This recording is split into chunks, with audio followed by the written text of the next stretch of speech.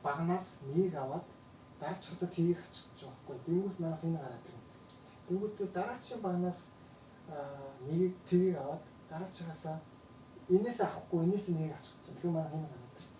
Тэнгүүтээ бид нар энийг гаргаж хоног бид нар тэнцээ харсан шүү.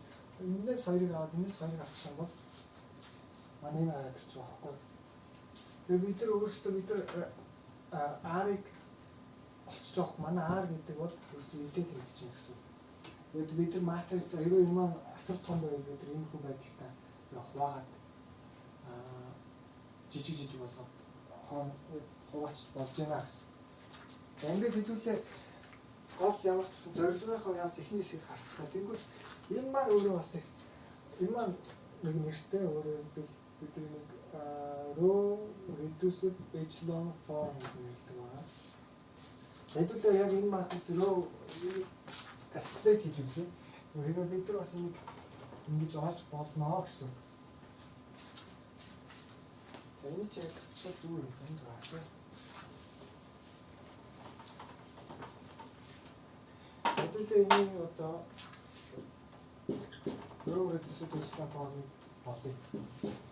За тэгэхээр яаж олдгоо гэхээр ерөөсөө энэс эхний мөр дээр юу хийхгүйгээр чинь өсгөө. За эхний мөр дээр юу хийхгүйгээр дараагийн мөрийн энийг тэг болгоод за хоёр дахь мөрийн эхнийхин тэг болгодог. За гурав дахь мөрийн дараачихыг эхний хоёрын тэг болгодог. За иймэрхүү үйлдэл хийж байгаа. За зөв яг шууд тэгээ харуулаад ойлгомжтой байна. За 1 3 8 эхнийхин биччихье. За бид нар энийг хүсэхийг хүсэж байна. За тэгвэл зөв энэс энийг хасчих тий. Дээрээс нь доотлыг хасчих. За тэгвэл энэ ч тэг болчихно.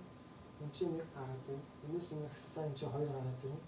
За доотлоо бид нар юу хийвээ? 3 дахь мөрөндөө бид нар юу хийвээ? Бид нар зөвхөн энэс энийг хассан. За тэгвэл одоо дараагийн үйлдэл юу авах гэхээр энэ мөр болцсон. За дараагийн үйлдэл одоо эхний 3 дахь мөр бол эхний 2-ын зэро болох хэрэгтэй. Энэ зэро болох хэрэгтэй. Энийг зэро болоход энэс энийг хасчих гэсэн. За тэгэхээр эхний мөрөндөө бид юу хийвээ? 2 дахь мөрөндөө бас бид юу хийвээ? Энэс энийг хасчих гол сүүлийн мөр маань 0 0 болчихоо. Энэ маань юу хэлж яах вэ гэхээр манай 3 дахь мөр бол ямар ч тийм контрибьюшн байхгүй байна гэсэн.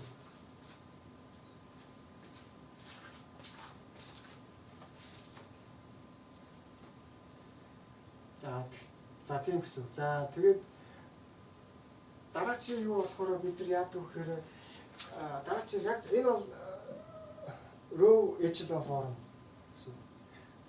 Row reduced энэ зөв echelon form гэдэг. Ямар ч байсан одоо row reduced echelon form болохын тулд бид нар энэ эдрийг pivots гэж нэрлэдэг. Pivots-ийн нэгнэнд байгаа зүйлүүд бүгдээрээ тэг байх хэрэгтэй. Өөрөөр хэлбэл энэ тэг байх хэрэгтэй гэсэн. Тэгвэл бид нар одоо дараагийн үйлдэл бол энийг тэг болгох хэрэгтэй гэсэн. За энийг яаж тэг болгох вэ гэхээр за энэ доотлыг энийг 3-аар үржүүлээд энийг 3-аар үржүүлээд энэс row 1-ээс хасах нь 3 ширхэг row 2 хэлчих. Энэ үлдэх нь. За тэгэхээр row 1-ээс хасах нь 3 ширхэг row 2 гэдэг чинь. За эхний нэг бол хэвээр байж байна. 1-ээс дээрээс 1. За тэгвэл 3-аас хасах нь 3 гэдэг чинь тэг болно. Зорилго чинь тэг. За тэгвэл 8-аас хасах нь 6 буюу 2 болно. За тэгээд тэг 1 2 хэвээрээ. Сүүлийн тэг бол хэвээрээ. Тэгэхээр манай энэ маань болохоор ерөөсөө энэ гараад ирж байгаа гэсэн. Зөвхөн тэг нь байхгүй гэсэн. Доотлын тэгүүдийн гаргаад хаяад ингээ гараад ирж байна гэсэн. Тэгээд бид энэ чинээс бас ранка яаж олох вэ? Бид нэг пивотын товд олцдог. 2 шиг пивотын тэр манай ранк бол 2 гэдэг маань бид манай ранк бол 2 гэдэг. Бид энийг аль дөрөнд бас олцсон байсан гэхдээ бас энэ row reduced echelon form-ын станцтайгаа ранк ингээд бол болчихж байгаа. За юу нэг юм байна. Өөр чи юу гэж бодлоо?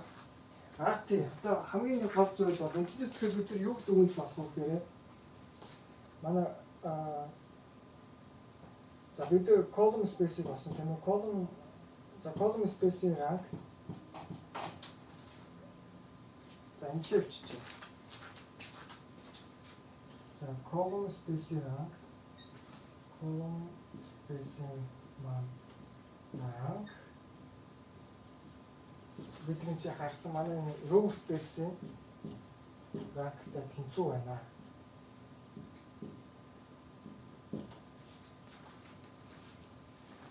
Өөрөөр хэлбэл бид хичнээн independent байгаа, хоорондоо хамааралгүй байгаа багнуудын тоо, хоорондоо хамааралгүй байгаа мөрүүдийн тоотой ямар ч одоо матрицээр тэнцүү байна гэсэн. Энэ бол их чухал зүйл. Энэ их чухал зүйл. За энэ бүр улаан хэлээ. Дахиад нэг хэлээ.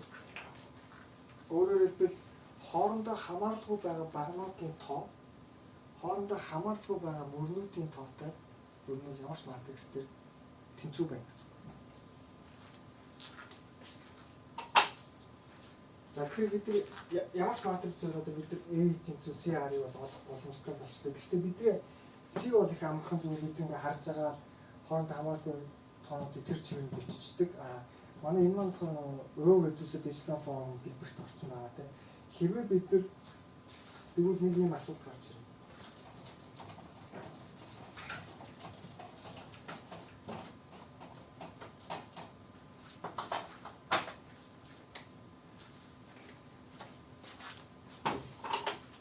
Хэрвээ бид нар ийм матрикс үйлдвэрлүүл яах вэ? Манай матрикс маань за C-гээр хэдүүлээ биччихье. 1 1 тэг 3 2 1. Тэнгүүтээ бид нар R-ыг болохоор ийм хэлбэрээр биш яг тэр матрицаас гаргаад ирээ л да. 1 3 8 энэ хоёр ч хоорондоо хамааралгүй л байна. Хамааралгүй шүү дээ. Бид энэ яаж чи юу гэдгийг гаргаж чадахгүй шүү дээ. За тэгэхээр 1 2 6. За энэ хоёр эхний хоёр мөр, эхний хоёр багныг биччихэнгүүт бид нар энэ A-тэй тэнцхийн тулд энд нэг квадрат матрикс гарч ирэх хэрэгтэй. Энийн хэмжээ маань 3-ыг харьцан 2 хэмжээтэй байна. Энийн хэмжээ 2-ыг харьцан 2 хэмжээтэй. Тэгэхээр энийн хэмжээ 2-ыг харьцан 2 хэмжээтэй байх хэрэгтэй. Бид нар энэ матрицыг л одоо олох юм бол бид нар бас ийм байдалтай матрицаа дотор ингээ хуваах боломжтой болоод байна. Энэ ерөнхийдөө цаашдаа яаж явах вэ? Нөгөө singular value commission маань өөрөө ийм хэлбэртэй болж ирдэг. Өөрөөр хэлбэл юу тэнцүү sigma үйлдэл W үйлдэл хоёр ортогонал матрикс тэгээд дунд нь singular value матрикс гэдэг төрдөг. За тэгэхээр өнөөдрийн хувьд бол хэдүүлээ ямар ч байсан шугам айлгуур гэдэг зүйл юу вэ гэдгийг харлаа. Векторуудын шугам векторуудын комбинацуудын нийлбэрийг ердөө шугам айлгуур гэж хэлж болно. Бид нэр хоёр кейк болон талхынхаа харьцаар векторуудээр бид нар ямар ч векторыг гаргаж чадах уу? Ер нь яг ямар векторыг гаргаж чадах уу? Тэр манай тэр нийт том орон зай маань дүүл яг юу байгаа тийм. Тэгээ бид column space гэж нэрлээд за тэгвэл тухайн column space-ийг дүүл бид нар яг суур хоёр дүүл ялгаатай тэр векторуудыг independent бүх ялгаатай independent векторуудыг бид нар column space-ийн basis буюу basis векторууд гэж нэрлэнгүүтээ за тэр basis векторуудын тоогоор манай матрицын манай column space-ийн манай row space-ийн rank тодорхойлогдож байгаа. За тэгээд тэгж тодорхойлсноор бид нар ерөнхийдөө яаж чадж байгаа вэ гэхээр бид энийг матрицаа ийм хэлбэр рүү оруулж A матрицыг бид нар C таймаас R хэлбэр рүү хөрвүүлэх юм боломжтой хөрвүүлж чадчих юм гэсэн. За. Өнөөдөр хичээл ингээд хичээлч байх. Өнөөдрийн зүйл ингээд дууслаа. Өөр чи яг нэг юм бодсон байхгүй юм шиг байна. За.